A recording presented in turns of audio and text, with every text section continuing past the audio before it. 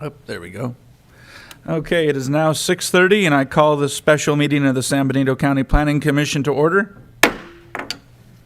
If you could please have the temporary procedures read. The San Benito County Planning Commission welcomes your comments. Each individual speaker will be limited to a presentation total of 3 minutes. When addressing the commission via Zoom, phone, or in the chambers, please state your name and county in which you reside for the record. Please address the commission as a whole through the chair. If participating on Zoom, select the Participants tab and click the Raise Hand icon. If you are using a phone, please press *9 to raise your hand. When your turn arrives, you will hear you have been unmuted.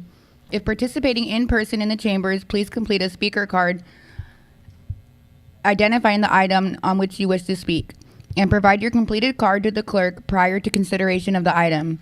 Speaker cards are available on the table at the entrance. Thank you. Thank you. Pledge of Allegiance. Supervisor Scaliotti, if you could lead us in the pledge, please. I pledge allegiance to the flag of the United States of America and to the republic for which it stands, one nation, under God, indivisible, with liberty and justice for all. Thank you. If we could have roll call, please. Robert Scagliotti, District Number 3, Vice Chair. Present. Robert J. Rodriguez II, District Number 1, is absent. Robert Gibson, District Number 4, Chair. Present. Richard Wade, District Number 2. Present. And G.W. Devin Pack, District Number 5. Present. Thank you. Certificate of posting. Can we get an acknowledgement of the certificate of posting? So acknowledged. Can we get a second? I second. All those in favor signify by saying aye. Aye. Aye. 4-0. Consent agenda. Teleconferencing. Can I get a motion on the consent agenda? I so move. Is there a second? Second. We have a first and second. All those in favor signify by saying aye. Aye. Aye. Aye. 4-0. Thank you. Regular agenda. Informational only presentation on the draft environmental impact report for the John Smith landfill expansion.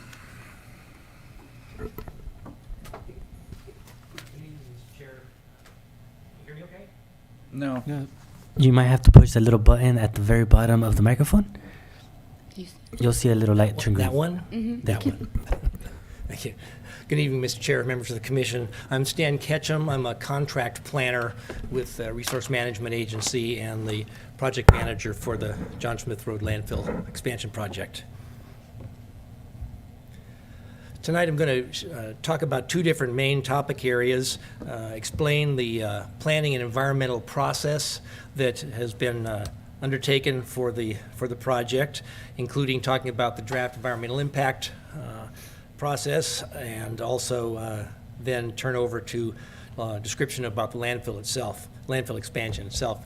I wanted to mention right up front here that as most people know, the draft environmental impact report had a public comment period that was consisted of both the regular 45-day period and an additional week that was granted by the Board of Supervisors. And that period has closed, and we're now working on the final environmental impact report, which I'll tell you about. So just to be clear, that any public comments tonight are not going to be part of the environmental impact report process because the public comment period is closed. Public comments can be made, but they're just not going to be responded to in the EIR process. So as far as the planning process, we have two pending applications, or two parts of the application. The first is a general plan amendment, which would change the land use designation on the expansion portion of the proposed landfill project from current rangeland and agricultural designations to the public, quasi-public designation, which, as the name implies, is for those kinds of public services and facilities. And the public, quasi-public designation does include landfills, recycling, resource recovery facilities are all appropriate uses in that designation, and that's why we're proposing that change. And secondly is the conditional use permit, which is the actual application that would allow the expansion. The current zoning for the landfill expansion area is a combination of agricultural agricultural productive and agricultural rangeland, and that is an appropriate zoning district in the code because the San Benito County Code does allow, with a conditional use permit, a use such as a landfill that's a governmental enterprise, or it can also be a private company performing a governmental function, which is actually what's happening here. The landfill company has a landfill agreement with the county to perform the landfill services. So again, it's appropriate that the conditional use permit application be proposed, and that's what will be before you on November 21st. In terms of the environmental process, again, the draft environmental impact report is the centerpiece of that effort, and up on the slide here is the contents of the draft environmental impact report, the project description, the description of the environmental setting, what's there today, plus the impacts and mitigation measures that have been proposed and analyzed based on the proposed project. An EIR also is required to look at cumulative impacts, which would be something that both this project and some other project might be together creating a cumulative impact of some sort, and also what's called growth-inducing impacts, which is a situation where the project might induce some kind of growth of some other kind. There's a set of project alternatives that we'll discuss, which present other ideas for the project to be considered by the Planning Commission and the Board of Supervisors, and weighed in comparison to the proposed project in terms of the impacts that might occur. And then if there are impacts that after mitigation measures have been proposed, if an impact is still considered significant, even with the mitigation measures, then under CEQA it's called significant and unavoidable. And in the case of the landfill project, there's two categories where the EIR identifies the impacts as significant and unavoidable. Those are the generation of greenhouse gas emissions and some of the aesthetic or visual impacts that would result over time as the landfill raises up and starts to change somewhat the view of the hills and such. And the mitigation measures aren't able to really reduce that. And then also the cumulative impacts of air quality and greenhouse gas emissions is also considered significant and unavoidable. And as I mentioned a minute ago, the public review period did occur for the 45 days plus an additional week. So now, as I said a minute ago, we've moved past the draft environmental impact report phase, and we're working together with the county, with the applicant, and the applicant's consultant, preparing what's called the final environmental impact report, which is a combination of listing all of the comments, the public comments that were received and comments from public agencies, and also developing responses to each and every comment. And in some cases, one letter has over 100 comments in it. So it's a huge effort, and it's coming to fruition now to be, again, presented to both the Commission and the Board of Supervisors. Then each body will be required to also review what's called the findings of fact and a statement of overriding considerations. And what that means, what that is about, the statement of overriding considerations will present ideas and reasons why the project is appropriate and potentially should be approved, despite the fact that there are these significant unavoidable impacts. I talked about the greenhouse gas and the aesthetic impacts. So there'll be a set of statements that talk about that. And then also, again, the EIR has developed and identified many mitigation measures. Those are required by CEQA to be put into what's called the Mitigation Monitoring and Reporting Program, which will also be presented to the Commission and Board to be adopted as basically the tracking system to make sure that all those mitigation measures that you will adopt if you approve the project, that they will be completed. Those are all parts of things required by CEQA. In the environmental process, we had extensive public outreach, including the number of different efforts shown on the slide, neighborhood mailings to a pretty extensive area around the project, a email notification list that ever since the beginning of the project, every time we heard from somebody in the public, we put them on the email notification list and used that several times through the process. We had press release and social media outlets. We had the town hall meeting. The Board of Supervisors Landfill Standing Committee held a hearing to talk about the EIR, and this Planning Commission workshop. So a number of ways that the public can and has participated. Then the public hearings, again, as I said, November 21st is your Planning Commission hearing scheduled for taking action on the conditional use permit and making a recommendation to the Board of Supervisors on the general plan amendment. And the Board of Supervisors' role will be to take an action on the general plan amendment, and also if the conditional use permit is appealed to the board, they would then consider that and take an action on the appeal. I think everybody's probably pretty familiar of where the landfill is by now.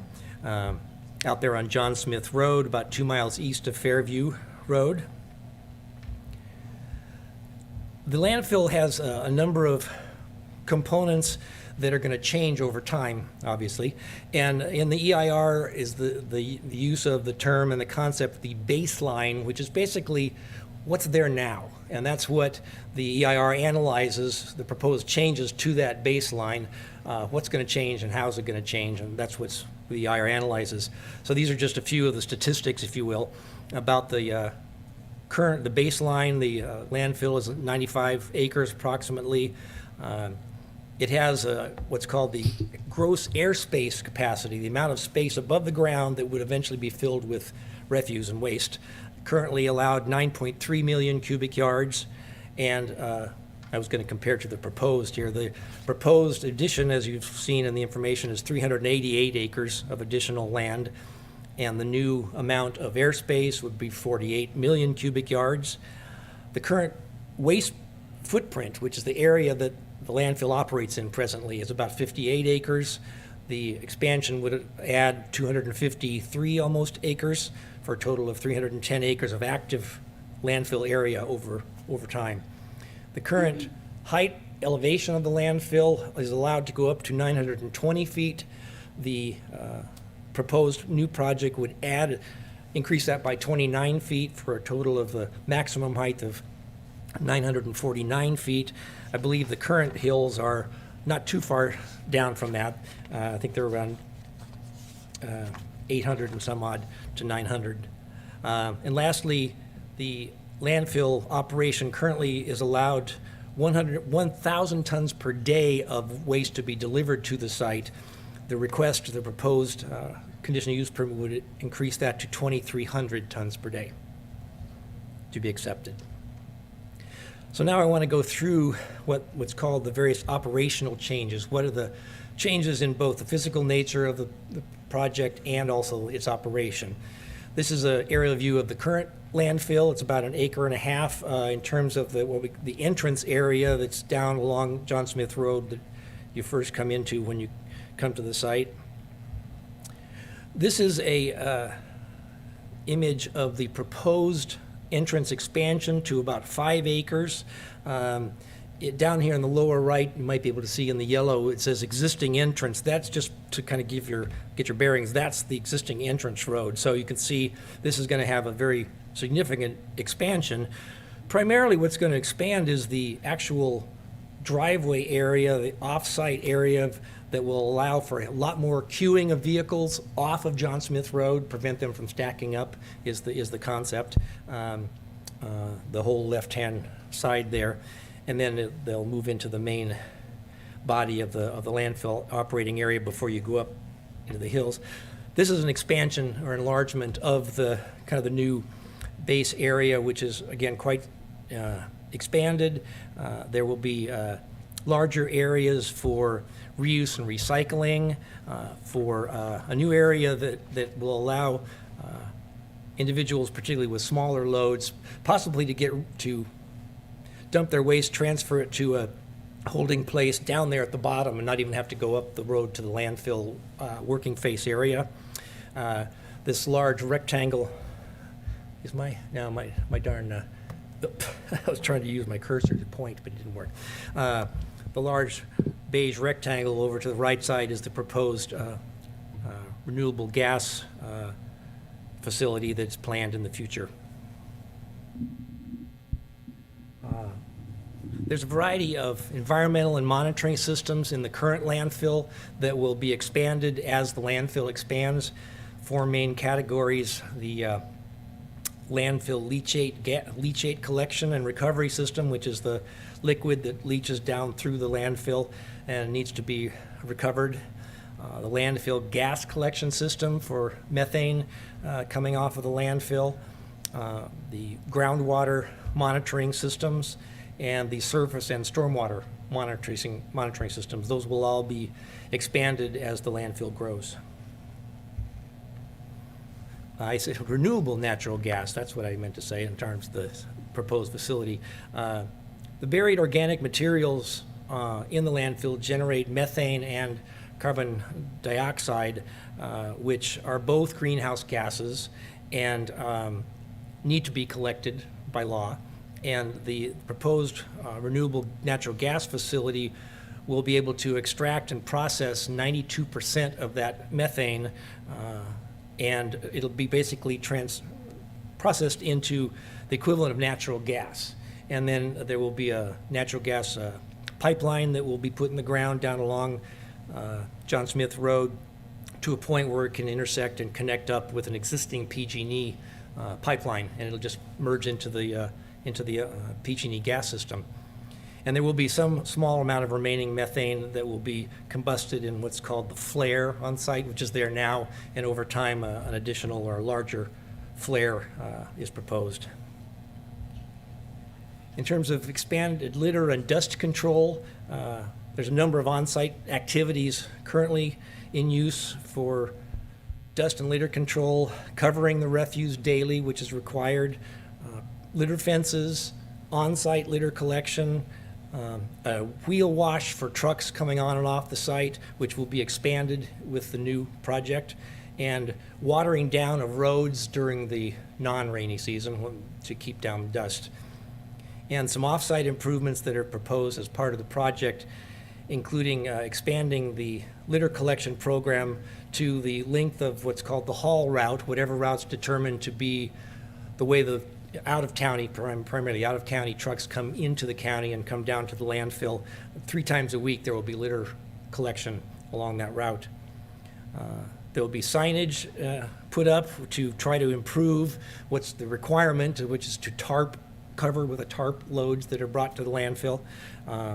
There will be a 24-hour hotline established for complaints and concerns about litter and such that will have a 48-hour response, and also site cameras added around the entrance to help improve and control the tarping and other issues. There's a very small, in comparison, little more than 3/4 of an acre part in the existing landfill site that way back in the 70s, early 80s, was allowed by law at the time to dispense and to dispose of hazardous waste, liquid hazardous waste. It was agriculture related. That stopped in '83 when the laws changed. It was completely closed in 1992, and there's an extra step that the California State Department of Toxic Control requires to be able to reuse that land for anything else. It's called clean closure. And these are the steps that would be taken and is proposed as part of the project to allow that 0.8 acres plus, it's actually a 5-acre parcel owned by the city of Hollister, actually, that will go through this clean closure process, and then that will be able to be converted back into part of what's called the Class 3 disposal, which is the rest of the landfill. Class 3 is the type of normal and typical landfill that is in operation.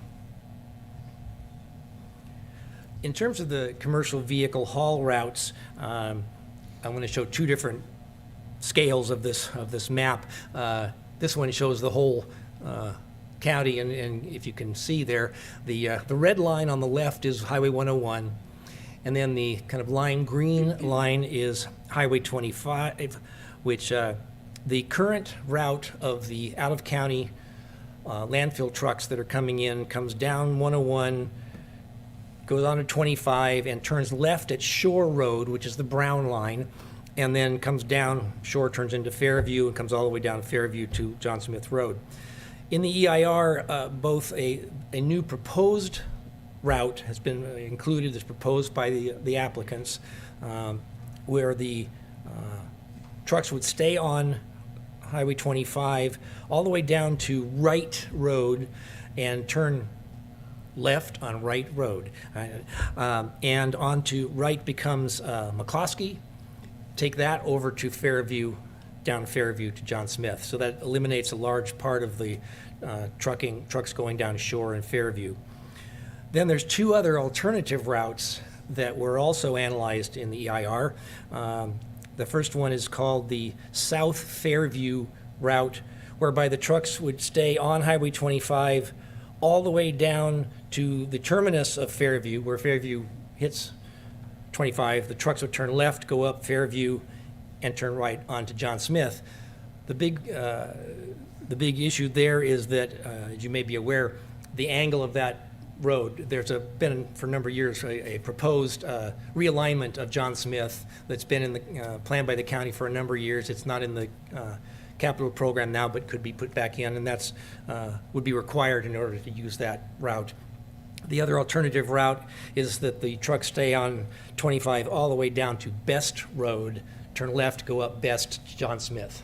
So those routes have been analyzed equally and fully in the EIR, so that the commission, in making a recommendation and in the use permit, you can consider all of those. Any of those routes would be possible to select for the landfill.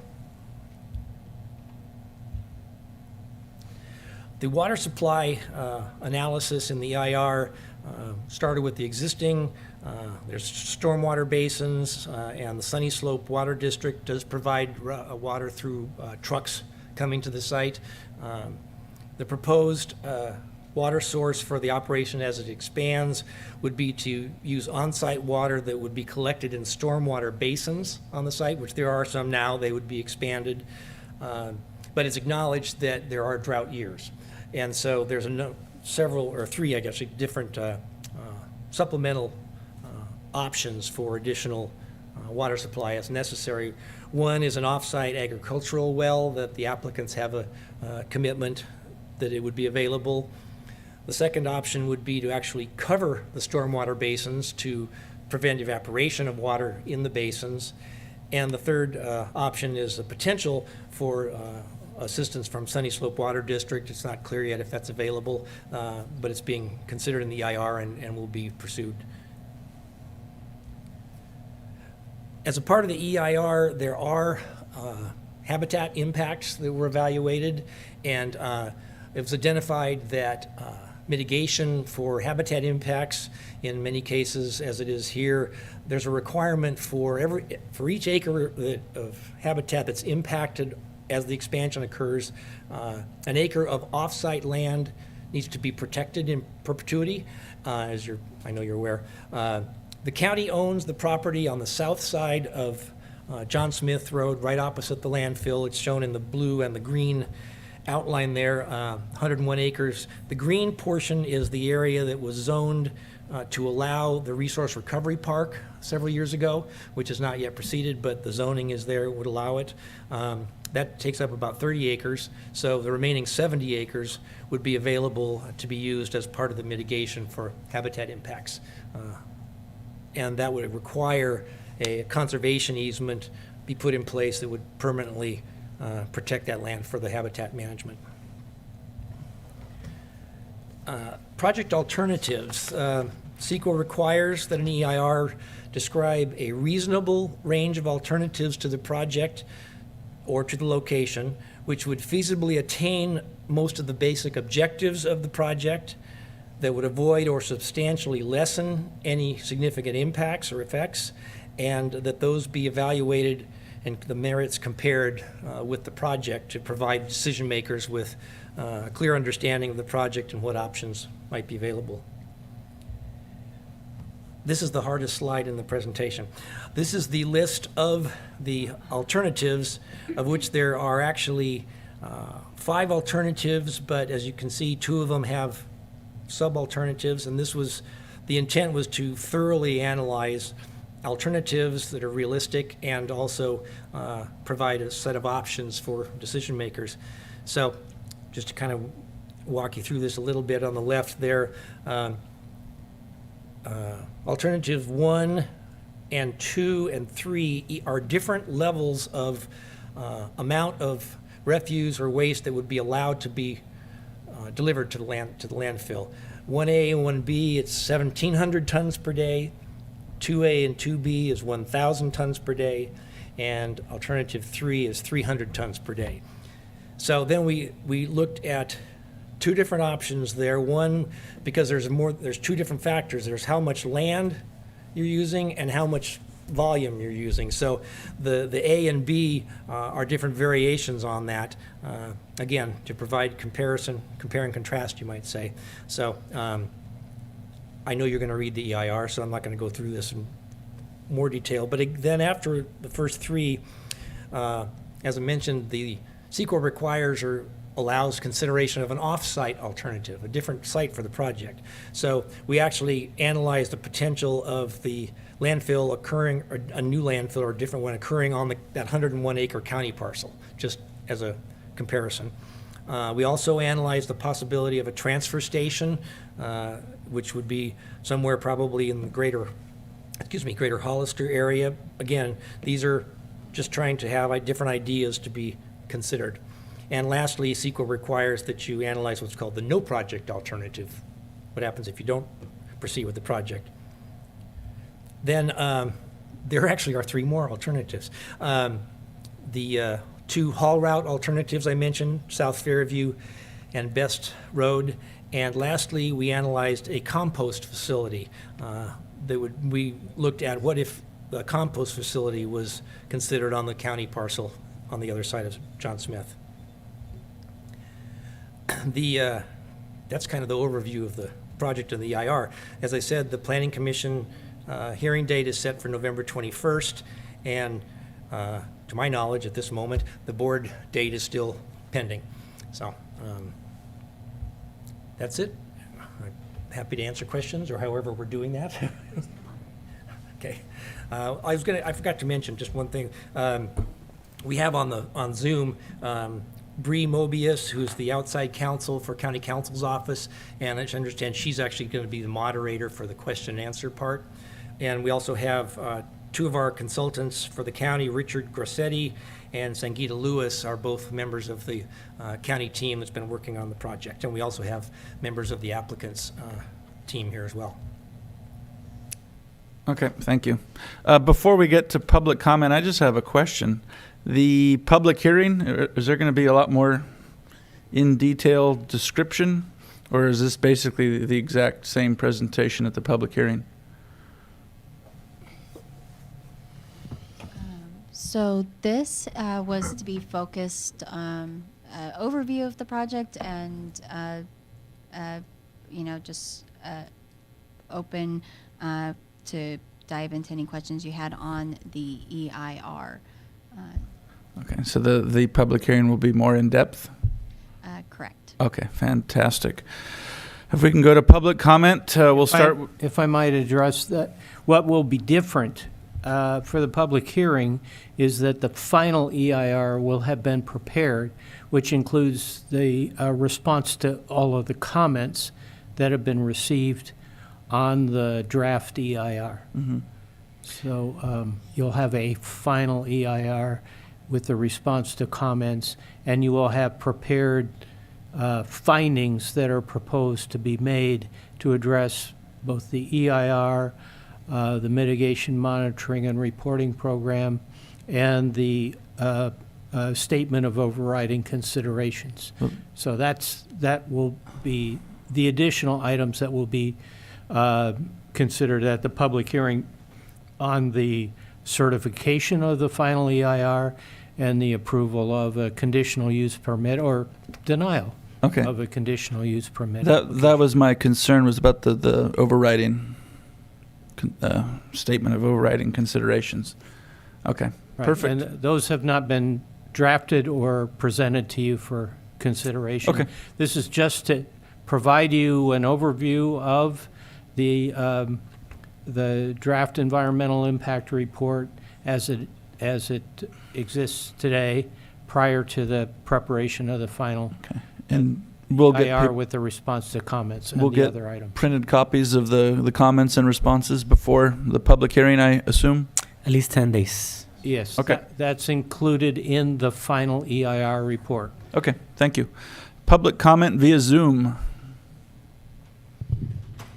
Currently, there's one.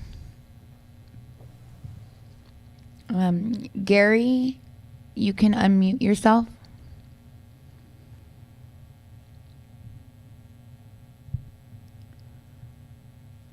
Can you hear me? Yes.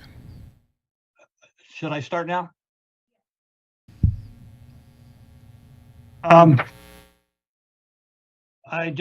name is Gary Moran. I live in San Benito County. And I just feel that when this project got started, the people didn't really realize how large a project this is or what the serious impact was going to be on Hollister. And I have a couple of overriding concerns I would just like to speak to here. I put these in my written comments previously, but it doesn't hurt to restate them. I believe the EIR totally missed the effect of truck traffic. And I think the truck traffic may be, at least in the beginning, more impactful than the actual landfill itself. There are financial incentives to always increase truck traffic and increase the amount of revenue to the county. And I believe that will increase the truck traffic to the full 95 loads per day or 190 trips through town. And the EIR also ignored the stoplights on Fairview Road. It was no mention of stoplights. There will be a truck every 2 minutes with 190 trucks going through town. And there are houses within 50 feet of the stoplights. The trucks will be starting and stopping, and the smoke will be blowing into Santana Ranch and all of the houses along there. There are two-story houses in Santana Ranch now, and they're going to be right in the direct line of the wind blowing smoke from those trucks. And the trucks are not going to be temporary like the gravel trucks, maybe from Granite Rock situation. The trucks are going to be for 40 or 50 years. It's not going to be something that's going to end in a couple of months. I don't think people are going to be very happy. And I think that residents are going to be screaming at the supervisors in a couple of years to stop the trucks. I consider the truck traffic to be impactful, significant, unavoidable, and literally unacceptable. As far as the landfill goes, 2,300 tons a day is 11,500 tons a week, 575,000 tons a year, 25 million tons over 40 or 50 years. And Waste Solutions will be making money the whole time. I'm sure they'll do a good job as best they can. But meanwhile, San Benito County will be accumulating a forever situation. There'll be 25 million tons of waste with no issues, possibly, not likely. You can't make 25 million tons go away if we have a problem 40 years from now or 50 years from now. The winds at night blow from east to west, which means if there's any pollution or odors, it's going to blow right across Santana Ranch. It's going to blow into our new subdivisions. And I just don't believe that a mega landfill is a good thing in a residential neighborhood. It's too close to our residences. You just can't move the landfill away if you have a problem. What I recommend is that we take the EIR, we take the data we have. You guys have worked really hard on it, got a lot of good information, and that we rework the project in a little better form that's going to benefit us rather than creating a huge problem for us in the future. I just really am afraid of the future problem. That's just going to be so much stuff out there that I think we're going to maybe pay in the future. Sir, thank you. Is there any other public comment via Zoom? Is there any other public comment on Zoom? Okay. Mr. Lebu, you can unmute yourself.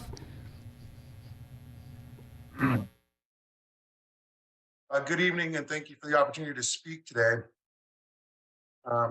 We have an opportunity to expand our landfill at this point and be able to keep our own garbage in our own community.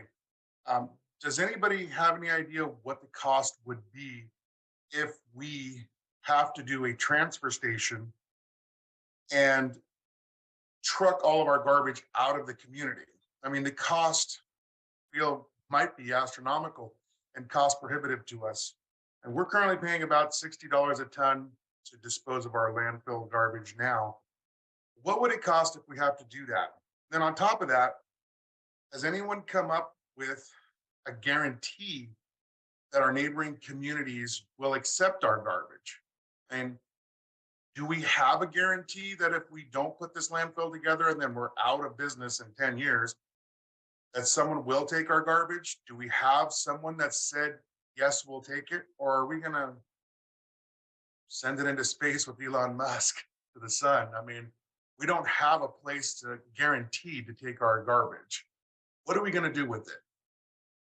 I encourage us to make this deal, move forward with a landfill that will work for our community, not for just the next 5 to 10 years, but for the future of our children and our grandchildren.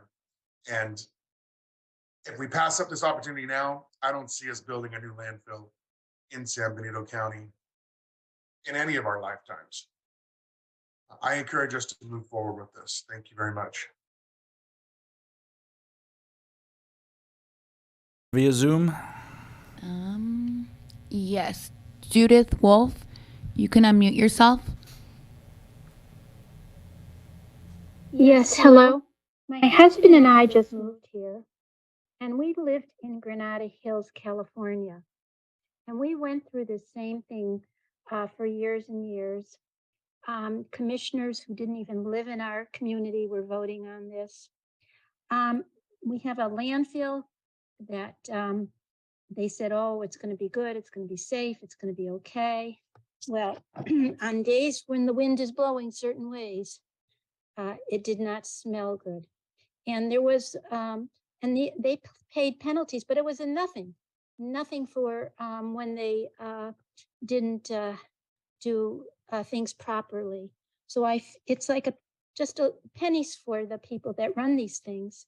So I'm really very concerned about the health of the people living in this community. We also lived downwind from a gas leak. And so I know what the environment can do, and it can sicken people. So the first thing should be our obligation to make sure that everybody is healthy.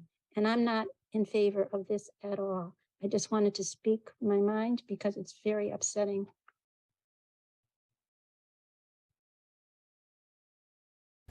There are currently no more hands raised on Zoom. Okay, if we could start with public comment in the chambers, please. The first public comment, Rudy, you can approach the podium. Hey, everybody. Hello. My name is Rudy. Thanks for having me. My parents live Oh, along. Mike. Might need a guy. I've got a great diaphragm, I'll tell you. We need it. Boom it out. We need it for the recording. Okay. All right. Well, I appreciate it. What's up? You wanted to use this one? It's not really hard here. Rudy, do you want We can't afford batteries. to use this one? Okay. Sure. It's quite all right. Let's not start that timer quite yet. Well, thanks for having me, Hollisterites and supervisors. Again, my name is Rudy. My parents live along the Fairview corridor and have lived there for many years. And we know many people that live along that corridor, probably hundreds of people. I've lived here for most of my life. And we've seen the growth of the landfill over many years, and I believe that gives me a direct qualification to kind of speak to this matter. We've seen the increased semi-truck traffic pounding along our roadways. We've heard the Jake brake, compression braking techniques that these semi-truck operators need to use in order to slow for the traffic lights that have been installed there, along Fairview because of the increased traffic. And we've noticed that a lot of housing developments have been approved, and we find that very interesting. And We fear that the increased semi-truck traffic of all the out-of-town trash dumping at John Smith landfill and the increased traffic from all of these housing developments coming online and all the thousands of residents that are going to be populating our roadways, this potentially volatile mixture of semi-truck traffic and passenger vehicle traffic could prove to be fatal. And I think that we are seeing probably some of the worst driving that we have ever seen. I'm going to leave alone all of the interesting traffic ways and means that you guys probably didn't have too much to do with. I'll just leave the roadways themselves alone. But Fairview is just becoming just cacophony of potential future tragedies. And we're really concerned about it. Everybody we represent, which again, probably hundreds of people we know that live on Fairview, can attest that this is probably just going to be a bad idea. It probably does need to grow in some capacity, right? I've been hearing some pretty fantastic, and not in a good way, estimates. It's going to grow twice, 3 times, 4 times, 5 times its current size. I listened to the folks who have broken down the environmental impact report, and there are various vagaries in that data, as I'm sure you know. And as it is, I love the golf. I golf at Ridgemark. I like to spend as much money here as I can. Losing golf balls is part of the deal. But it strikes me that I can see John Smith landfill above the adjacent hills when I play this local golf course. And it doesn't look good. So I'm hoping that you guys will reconsider this and just slow the roll. Let's think about it and make some good decisions. Thank you. Thank you. Okay, Barbara.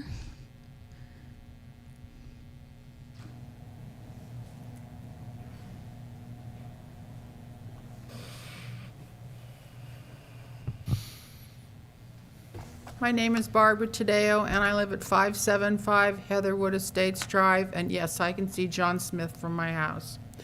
I was the one that ended up fighting for years to have the potholes fixed on John Smith and also on Best Road. Finally getting those roads that are drivable that aren't wrecking our cars. I mean, it was taking front ends out of cars and flattening tires. My main concern right now is the fact that the water. I have not been able to use the water at my house. My water right now has arsenic, magnesium, manganese, and E. coli. I fortunately can drink bottled water, but my animals can't. I would like some put in that's to help pay my veterinary bills for these sick animals. The water has been so bad. This has gone on for 6 months. The water's so bad in our aquifer that it is killing trees. I've lost over half of my roses that I had, but also my fruit trees. I've lost fruit trees because of the rotten water.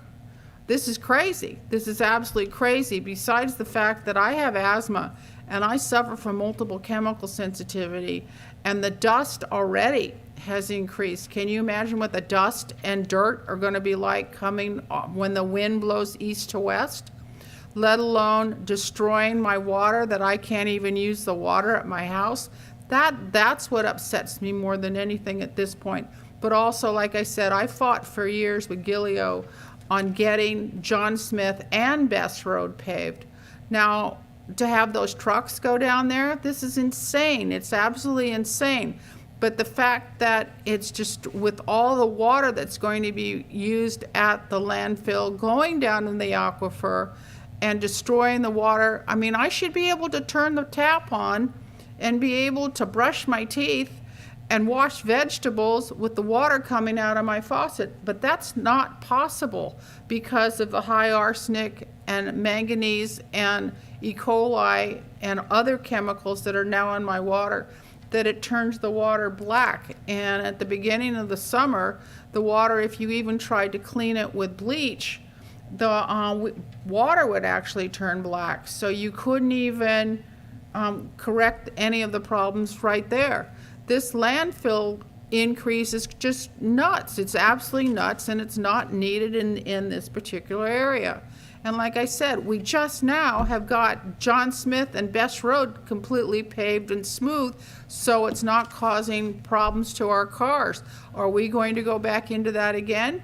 Think of the bumps and the potholes that have been fixed just on Fairview. Thank you. Thank you. Okay, next, Maureen Nelson.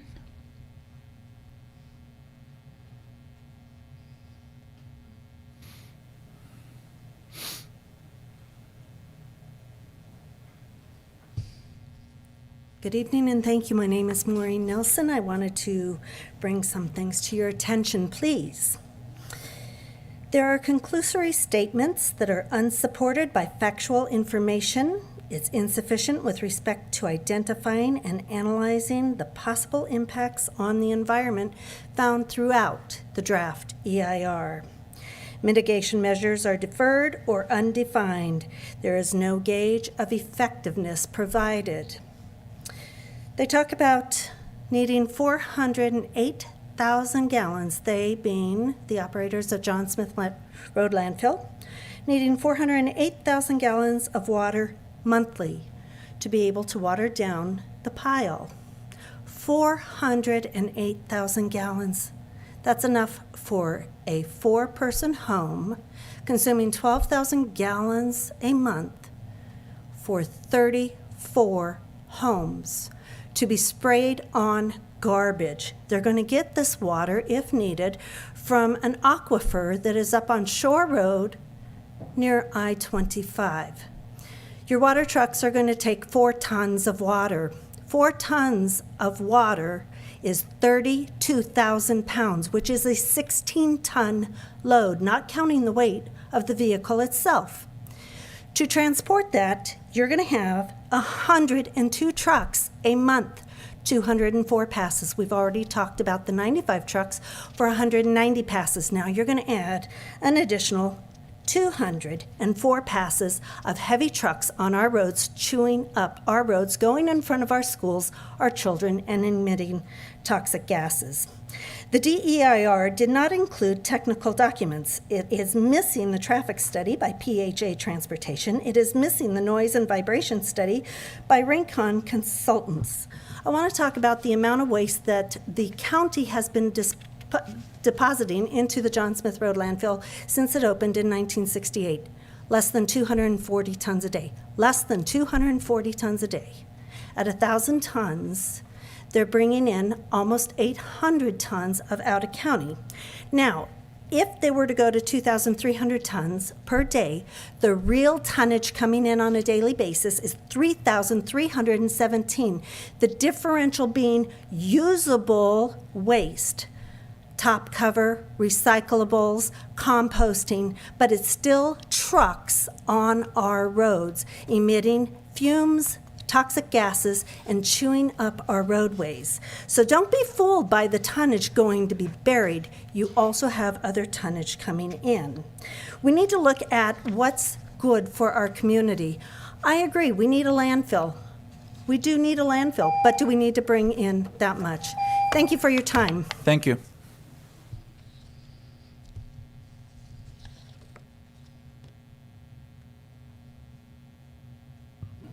Bowman. I can't read that. Here she comes. Sorry, I couldn't read.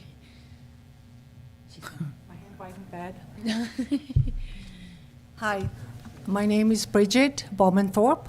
I live here in Hollister, and I'm a San Benito County resident.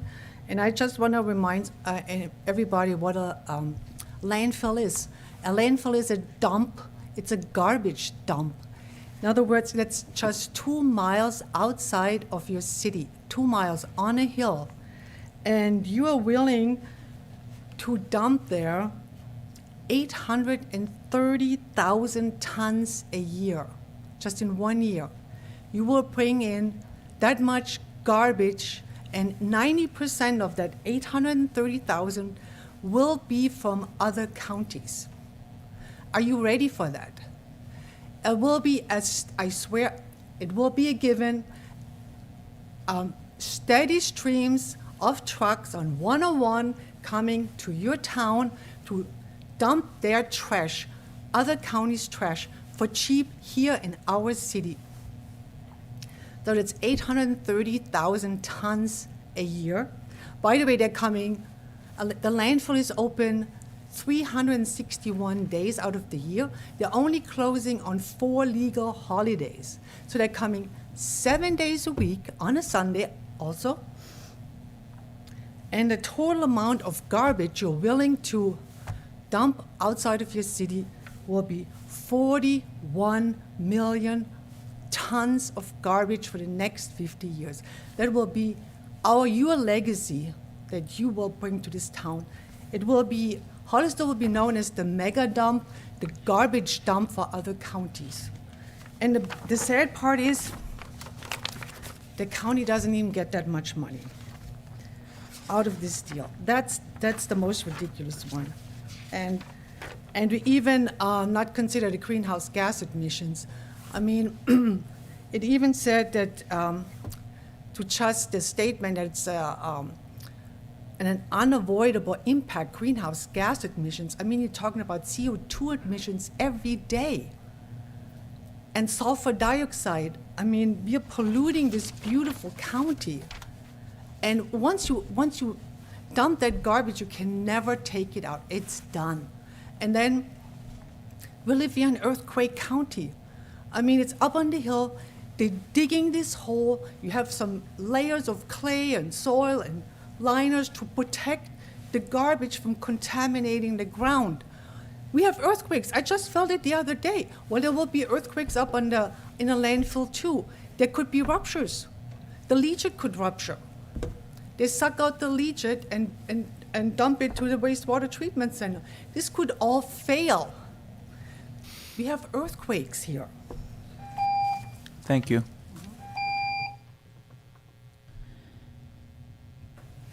At this time, there are no more speaker cards. Oop.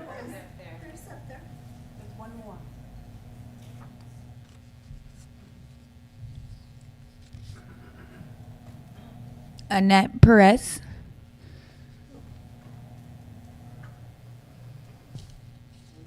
Sorry. Thank you so much. Thank you so much, Commissioners, for listening to me today. My name's Annette Perez. I live in Hollister in San Benito County. And I just want to encourage you to not approve this giant landfill expansion. This is not going to be beneficial to our future in Hollister and San Benito County and to our children.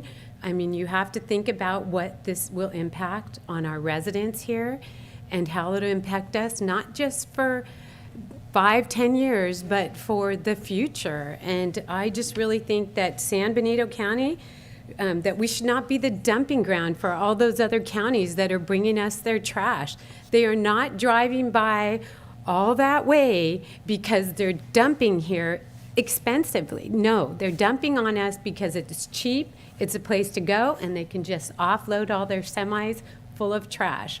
Those trucks are driving by Rancho Santana School.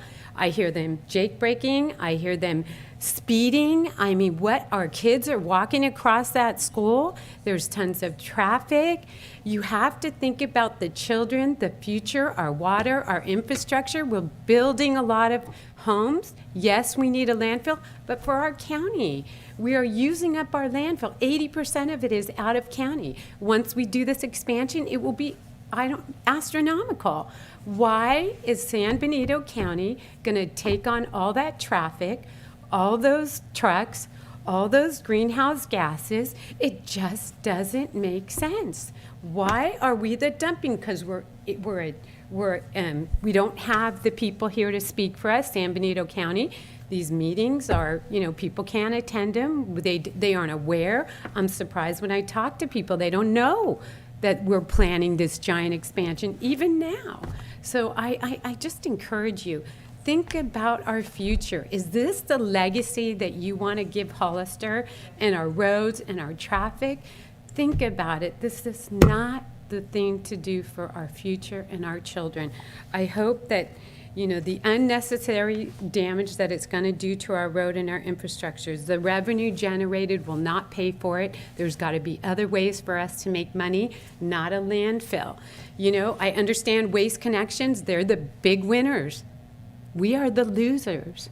Our children are the losers. Our roads are the losers. Our infrastructure, our water. Where are we going to come up with this water? You know, we have new houses. We have to think about it. Let's save our landfill for our community. And those other regions, they can figure it out themselves how to deal with that. Yes, maybe we will need an expansion, but there's a new Senate bill that's going to remove some of that organic waste out of our waste stream. Maybe that will help also. But let's think about this. It's technology. What can we do to keep from just burying our trash, looking away and walking away?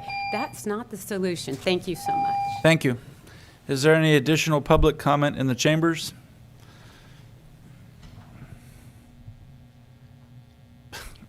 We have one. There's another one on Zoom as well. Okay. Ms. Salinas? Thank you.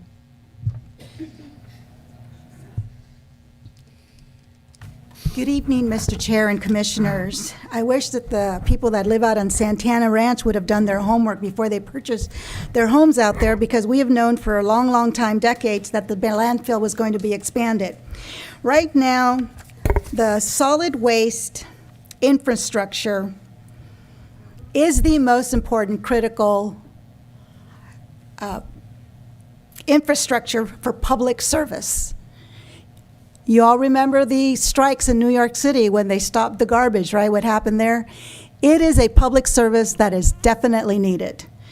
The roads are in dire need of repair when garbage trucks damage it. But it's not just the garbage trucks that are damaging the roads. So what part of the percentage of what it costs to fix a road is being taken on by the construction trucks, by the gravel trucks, by the wines, by the agriculture, by the tractors?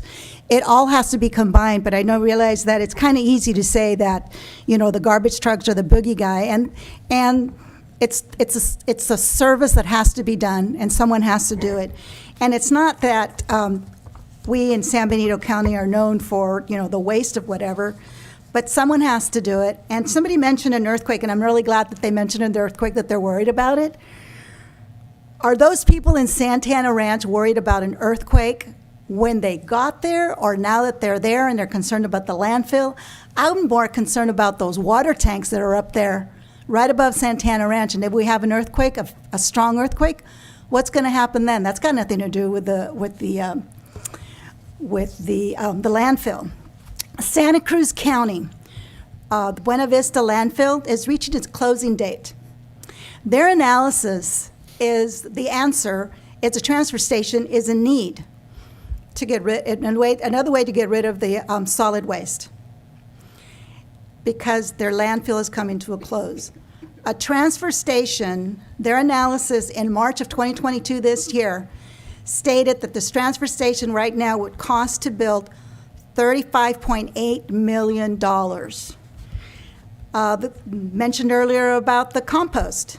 The compost facility, we don't have that. That's an additional, right now, $16.7 million from this analysis.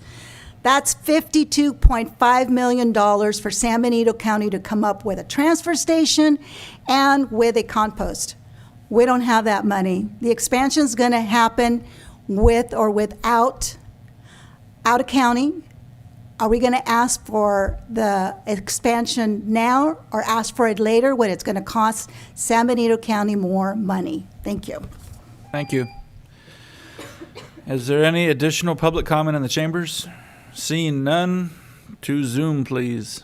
Okay, Phyllis Katz, you can unmute yourself.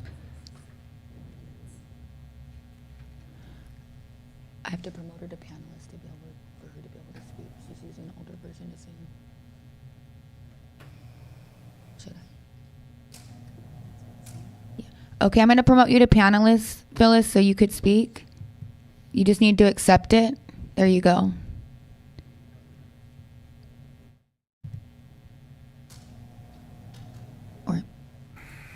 Whenever you're ready.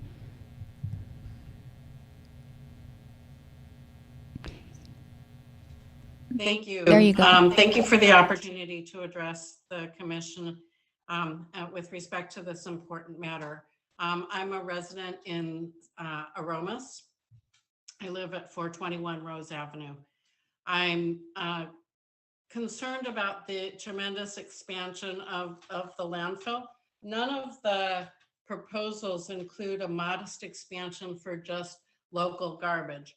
All of the only options presented are either the transfer station or the increase, a tremendous increase of receiving a tremendous amount of out of county waste. But there isn't even a consideration of an opportunity just to have San Benito County address its own waste. In the presentation earlier, one of the water sources wasn't even known to be available when the gentleman was talking. He said that there hadn't been any evaluation of whether or not the Sunny Slope water opportunity was even available.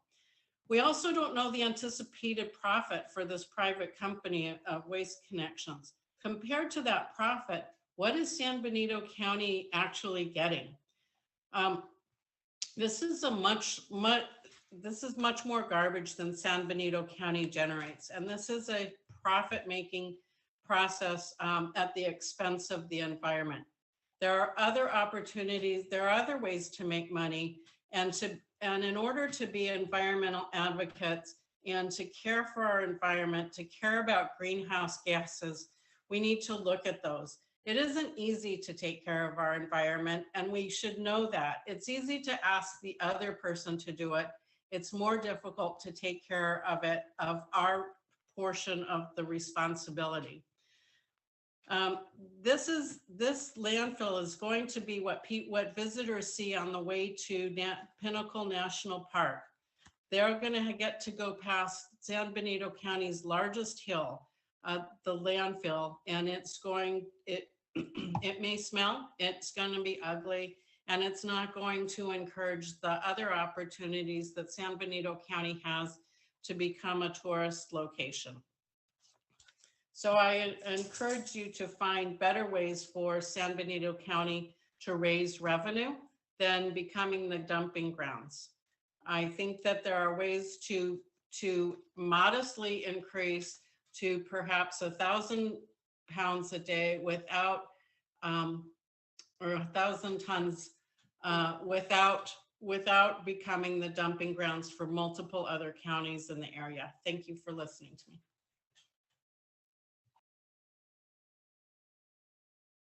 There is no more public comment via Zoom at this Any time. public comment in the chambers? Seeing none. Commissioners, do you have any comments, questions, or concerns? We'll start with Commissioner Scagliotti this time around. One comment. Going to the roads. You cannot put those trucks down McCluskey Road, period. That is a farming community out there. That road is not sustainable to truck traffic. In the mornings, it's like this time of year, there's people out there working in the fields. You would be killing people right and left. The best way to take those trucks to the landfill is 101, 25 to Best to John Smith, period. Any other of those options are not viable. You cannot do it. Number one, who pays for Highway 25? Thank you. We don't have to pay for it. It's done. Take all those other options off the table, especially McCluskey Road. And to the gentleman who said that the wind blows east to west, it does not. The prevailing winds in this community are west to east. You will not smell that landfill. Okay. Any other? But right now, that's all. Thank you. Okay. Commissioner Way? I wanted to follow up on one of the comments that I heard from one member of the public, and forgive me because I don't remember who. A statement was made that there was a traffic study and a noise study that were not included in the EIR. Sorry, pardon me. And I was wondering if somebody could address that, whether that's in fact the case, and if so, why, and if not, how did the person get this impression? So okay. Do you have that? Is that your only question, Commissioner Pack? No questions at this time. Okay. I have no questions at this time. If we could answer that question, please. Bree, are you able to respond to that, please? I am. Hi. Good evening. Bree Mobius with Hefner Law. And as to, so an EIR itself is hundreds of pages in a document. And so some documents are put in an appendix and included with the entire document, but there's weighing that we have to do in preparing that and deciding which documents we're going to put the whole document in, which documents we're going to describe and cite to. So the traffic chapters and the noise chapters put the data from those studies in the EIR itself. They weren't put in the appendix, but when they've been requested, they've been provided to anyone who's requested them, and they're available, and they can be uploaded as well to your commission. So they're available documents, but if we put every single document that was cited in the EIR, it would almost be unworkable for anyone to open and read every document in there. So they're available as well, though, and they've been provided. I know the speaker who mentioned them has a copy of them. Are each of those studies? Just a ballpark. Yes. It was I think that she mentioned the hanging traffic study and also the noise study, and both of those have been provided. Not to this commission. I asked how many pages approximately were each of those studies. Do you have an approximate number of pages? I do not have an approximate number of pages. It would take me a second to open them and look at those. We're getting an answer at the microphone. Thank you. Hi, Doug Brown, the Douglas Environmental, preparer of the draft EIR. Those documents were about 25 pages each. So, but most of the information from both the traffic study and the noise study was incorporated into the EIR. Okay. And then both of those documents are on the county's website now, is my understanding. Okay. Does that answer your concern? Okay. Last round, commissioners, any comments, questions, or concerns? Okay. Whoop. I thought Commissioner Scagliotti, no? No, I'm good. No. Thank you. Okay. It looks like we are done for the evening. I want to thank you all for coming, and we will have a public hearing later this month after we receive the final EIR. Thank you all.